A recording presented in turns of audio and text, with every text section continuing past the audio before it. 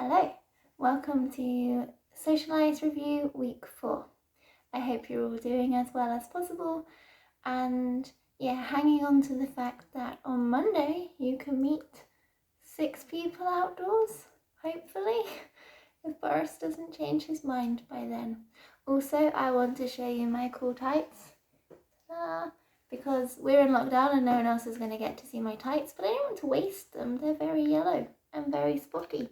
In all spots today. So we shall get back to the actual topic at hand, which is taking turns in a conversation. So obviously turn taking involves active listening, which in SocialEyes we looked at sort of near the beginning. So that's basically nodding, actually listening, smiling, responding, just making the person feel heard, your body language, as well as verbally. So that's important, so you can take turns. I suppose it also means that one person speaks at a time because, well, otherwise that would be very difficult.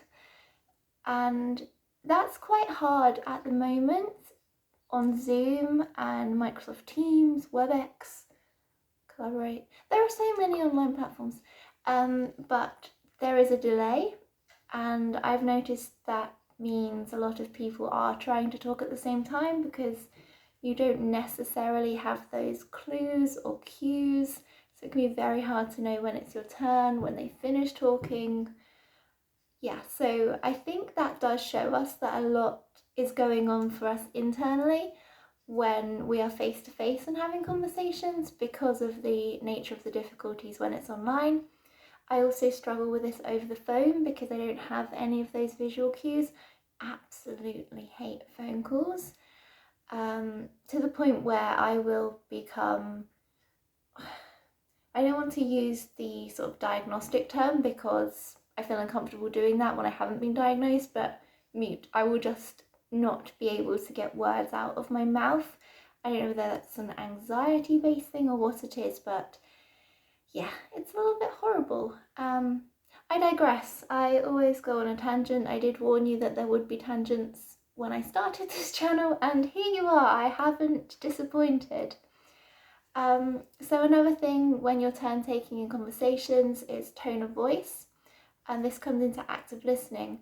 So you can kind of tell when somebody's finished a sentence by what happens to their intonation.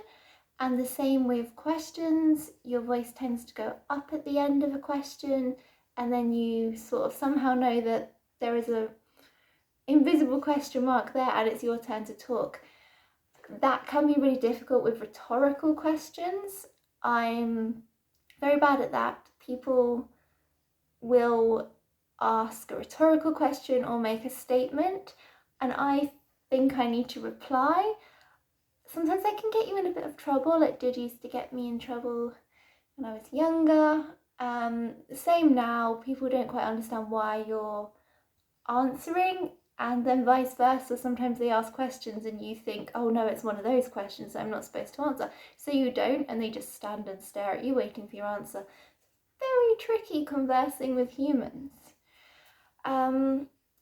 So I've kind of gone over the difficulties, but some more difficulties with turn taking are, for me personally, I get too excited.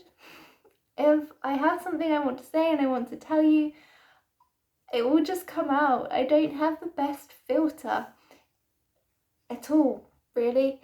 Again, if you're passionate, and there's also that worry that you'll forget what you want to say, so you try and squeeze it in really quickly, or you might accidentally talk over the other person, which isn't great, but sometimes can't be avoided. And if you're anything like me, when I don't say what's in my head, the moment it pops in, it just goes, and then it's gone, and we have to retrace the conversation, and that takes ages. And it's not always possible to write down. People say, well, write it down. But if I'm standing in the middle of a supermarket, which is a lie, I very rarely go to the supermarket, but if I was standing in the middle of the supermarket having a conversation with somebody, where am I going to write that? So not practical. So the other difficulties I've sort of already spoken about, which is difficult on the phone and online, and then forgetting your point. So we also looked at how to know if someone is conversing and engaging with you, and that tends to be the act of listening, looking at you, replying, making all those noises. However, we then thought about what about when people are disengaging, and what came up was looking away or arms folded and leaning back. But that's tricky because it could also mean the person is anxious, the person is autistic, the person is cold, or completely the opposite, the person is quite relaxed. So ultimately humans are a mess. I did a whole psychology undergrad degree so I could understand people. It didn't help. I still don't understand people. There are so many. It's like when you read medication side effects and they're like, it could cause weight gain, but it could cause weight loss. It could make you tired, but it might make you hyper. That's what body language is like. It could mean they're not interested, could mean they're anxious, but it could mean they're relaxed and they are interested. What do you want from me? I don't know. We shall move on before I get too flappy about humans and go off topic for even longer. So we usually learn like a cool phrase or a trick or tip, and this week was no different. We learnt 2 ears, so like number 2 ears. So T in the 2 stands for turn taking. So you take turns in the conversation. It's kind of like a ping pong, a back and forth, question and answer. I know it's not always, but it was just helpful to know that that person has spoken, then it's probably my turn. Bit more complicated if there's more than 2 of you. I do really hate having conversations when there are multiple people because firstly I don't know who to look at, can't keep up with that many thoughts, and when do I know if it's my turn? So we're just going to stick to the 2 people for the sake of my brain and ability. So turn taking, ping pong. The W in 2 is wait for the gap. So usually after someone has finished talking, they will pause, they will look at you, and that's your cue to start. And it might be that you need to say, oh wait, can I have a second just to process or think about what you said? It might be that you've been sitting there like, let me talk for a good 10 minutes and you're really ready to take that gap. It just depends on the situation. And the O stands for, this one's a bit funny, open your mouth, but only slightly, because that would be a bit weird. So when we go to talk, apparently we do go like slightly open, not like, because that would be strange. But yes, if you're waiting to talk, open your mouth a little bit. I don't know how that works when you've got a mask on. COVID is ruining all my social skills learning. Okay, so the E is for eye contact, which we did a whole week on at SocialEyes, and usually if somebody is neurotypical, or some autistic people do like to make eye contact, but usually if someone's going to talk to you or they want to say something, they will look at you. Just to say, I have a point, or they will look in your direction, hopefully, unless, like we said before, they are anxious or disengaging. The A in ears is ask or tell. So that could be, you could ask a question, you could say what's going on for you, you could say your answer. So this could relate to if you're confused, like they're talking and you say, sorry, were we talking about this? I drifted off. Or it might just be, yeah, I agree. What do you think? A good way to continue a conversation is to ask the other person. Ultimately, people like talking about themselves. So if you're feeling uncomfortable and don't know what to say, ask them about themselves. It gives you a lot of time to think. The R is for raise a hand or a finger. So obviously, we'll look at this in terms of class. You raise your hand, I've got something to say, I want to talk.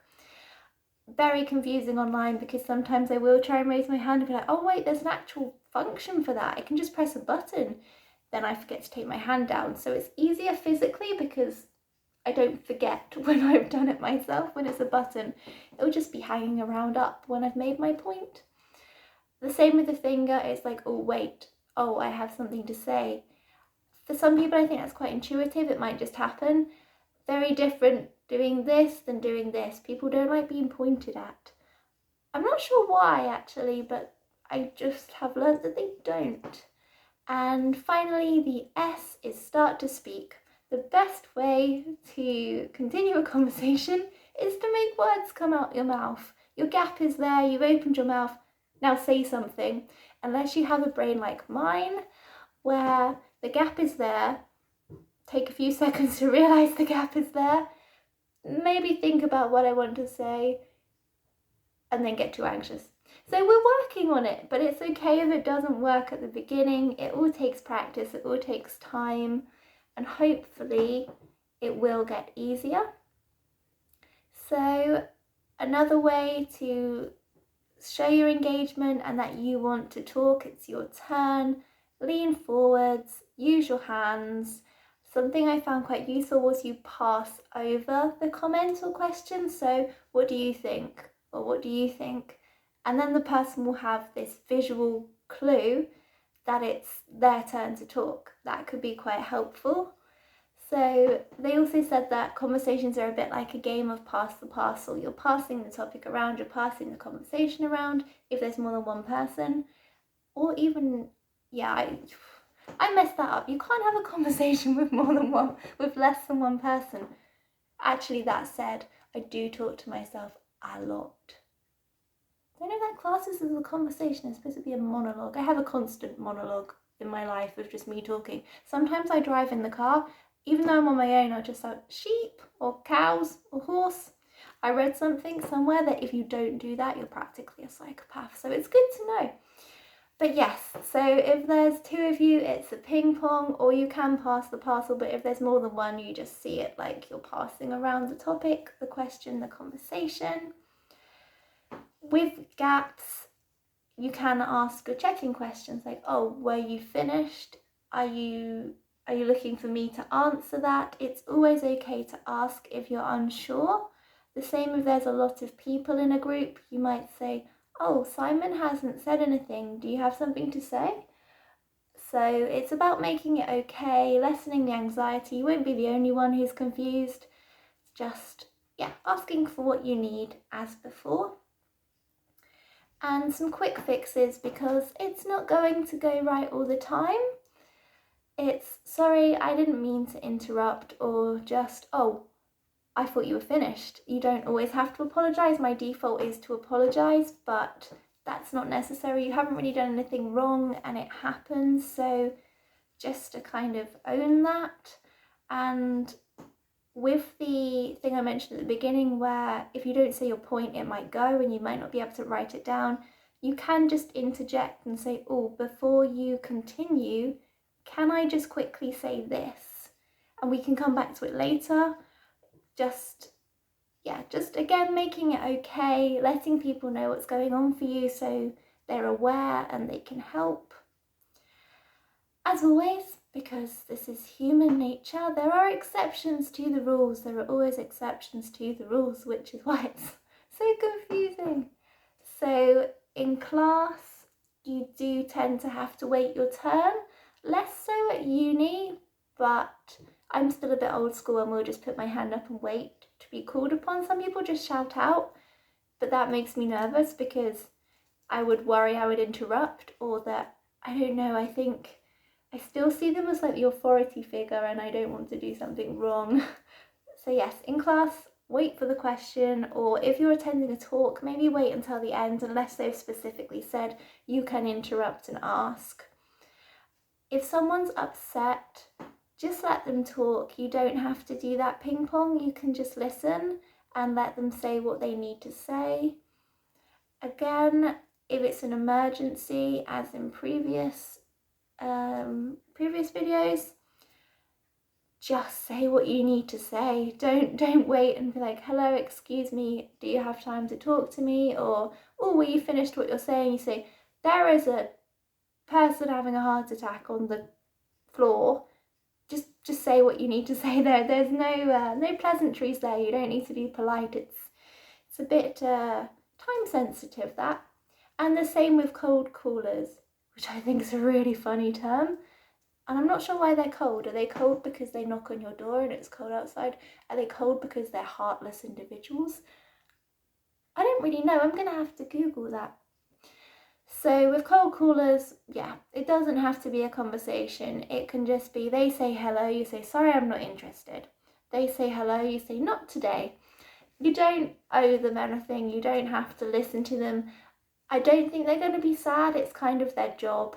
So actually, if I was a cold caller, I would really hope everyone just went no, because I'd be like, great, don't have to talk to people now. So maybe you're helping them. You never know.